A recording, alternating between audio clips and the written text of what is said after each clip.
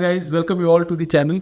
जैसा कि आप सब जानते हैं कि आज के डेट में जितने भी पेमेंट्स है, छोटे हो बड़े हो, वी ट्राई कि जो भी पेमेंट कर रहे हैं वो क्यूआर कोड से कर रहे हैं। चाहे वो 10 रुपये का आपको चाय का पेमेंट करना हो या फिर आपको 10,000 रुपये का किसी को पेमेंट करना हो, क्यूआर से करते हैं। तो इसको लेके एक रिसेंटली बहुत बड़ा साइबर स्कैम हुआ जिसमें कि जो दिल्ली पुलिस है उसने इसको अनर्थ किया। तो इस वीडियो में डिस्कस करें कैसे क्यूआर से भी स्कैम हो सकता है, कैसे लोग स्कैम का शिकार हो रहे हैं। अगर आप शॉपकीपर हैं या फिर आप डे टू डे बेसिस पे ऐसे क्यूआर पेमेंट करते हैं तो आपको कैसे सतर्क रहने की ज़रूरत है, और ऐसे स्कैम्स कैसे लोगों को परेशान करते हैं, कैसे लोगों के जेब से पैसे चले जाते हैं और उन्हें मालूम भी नहीं चलता। तो चलिए वीडियो स्टार्ट करते हैं। वीडियो स्टार्ट करने से पहले I would like to request, अगर अब तक आपने चैनल सब्सक्राइब नहीं किया तो please subscribe the channel, because हम आपके लिए डेली साइबर क्राइम से रिलेटेड, साइबर फ्रॉड से रिलेटेड कुछ नए अपडेट्स, कुछ नए जानकारी आपके लिए लेके आते हैं, सो दैट आप उसमें अपडेटेड रह सकें। और आज के डेट में आप साइबर वर्ल्ड से दूर नहीं भाग सकते, तो आप एटलीस्ट सावधान रह सकें और खुद को, खुद के फैमिली मेम्बर्स को बचा सकें। तो अगर बात करते हैं हम इस केस की, तो बेसिकली हुआ क्या कि जो AI बेस्ड होता है, AI बेस्ड से जो QR कोड चेंज करके उसने स्कैम किया सामने वाले ने। और जब ये बेसिकली दिल्ली के चांदनी चौक का मैटर है, और उसमें हुआ ये कि जब शॉपकीपर को पेमेंट किया गया, उसने QR कोड दिया और पेमेंट 2.5 लाख का था। तो जब जिसने पेमेंट किया, जो पर्सन ने, उसको पेमेंट 1,40,000 का उसने पेमेंट कर दिया सामने QR कोड से, बट हुआ ये कि उसको पेमेंट रिसीव ही नहीं हुआ। तो उसने फिर एक कंप्लेंट रजिस्टर किया दिल्ली में, और जब उस टीम को मालूम चला, जब केस रजिस्टर होने के बाद पुलिस गॉट टू नो कि ये जो QR है वो खुद फेक है, और जब सर्विलेंस करके मालूम चला कि ये पेमेंट किसी जयपुर के किसी गांव में किसी बैंक में ट्रांसफ़र हुआ है, तो दिल्ली से टीम जाती है उधर और फिर उस पर्सन को अरेस्ट करती है।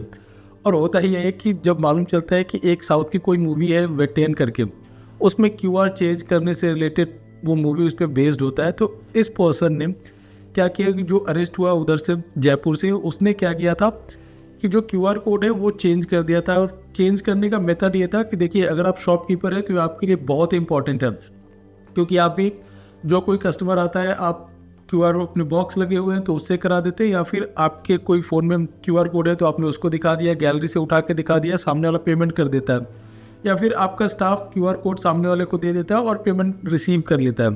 तो इसमें सेम ऐसे हुआ कि ये जो पर्सन था जिसको अरेस्ट किया गया, वो करता क्या था कि ऑनलाइन जो भी वेंडर्स है उनको कॉन्टैक्ट करता था कि जी आपका सामान मुझे बहुत पसंद है, आप अपना QR कोड भेजिए, I want to purchase a particular product. वो QR कोड भेजता है, और QR कोड को AI बेस्ड एप्लीकेशन से चेंज करके, और उसने सीखा, basically that person was 10th pass, 10वीं पास था। जी हाँ, उसने ज़्यादा पढ़ाई भी नहीं की हुई थी, और उसने YouTube से सारी चीज़ें सीख के AI बेस्ड एप्लीकेशन से उसने वो QR कोड ही सिमिलर, एकदम ऐसा नहीं कोई डिफरेंट हो, उसने सिमिलर जो QR कोड है बना के सामने वाले को भेज देता था। और फिर थोड़ा बहुत जो उसको परचेज करना है करके वो QR कोड सेम पर्सन को भेज देने के बाद होता है क्या है जनरली कि बहुत लोगों के फ़ोन में ऑटोमेटिक सेव हो जाते हैं, जो भी फ़ोटो, जो भी शेयर होते हैं व्हाट्सएप पे, ऑटोमेटिक गैलरी में सेव हो जाते हैं।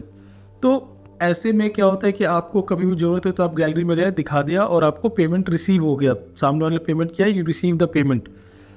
तो सेम इसमें भी ये हुआ कि वो फॉर्म का नाम सेम रखेगा, QR कोड में बस चेंज करके लोगों को भेज देने का, और भेजने के बाद जो भी पेमेंट आता था उसके अकाउंट में जाता था। बहुत लोग तो कंप्लेन भी नहीं करते, generally we know how our legal system is, तो लोग पुलिस के पास कंप्लेन करने भी नहीं जाते, या फिर कोई भी रास्ता अप्रोच नहीं करते, वो सोचते हैं चलो कुछ पैसे चले गए छोड़ दो।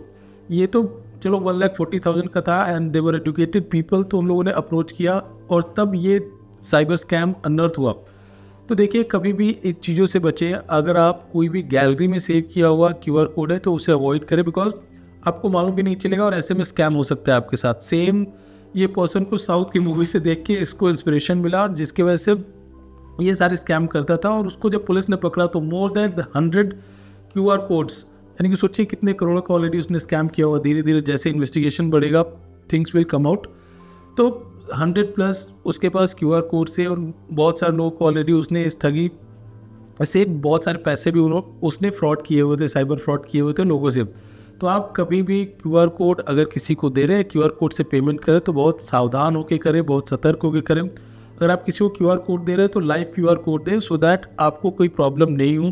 बिकॉज ऐसे में साइबर फ्रॉडस्टर क्या करते हैं कि सेम टू सेम फॉर्म का नाम भी सेम, QR कोड भी सिमिलर आप जनरली पहचान नहीं पाएंगे कि ये ऑलरेडी टैम्पर्ड है।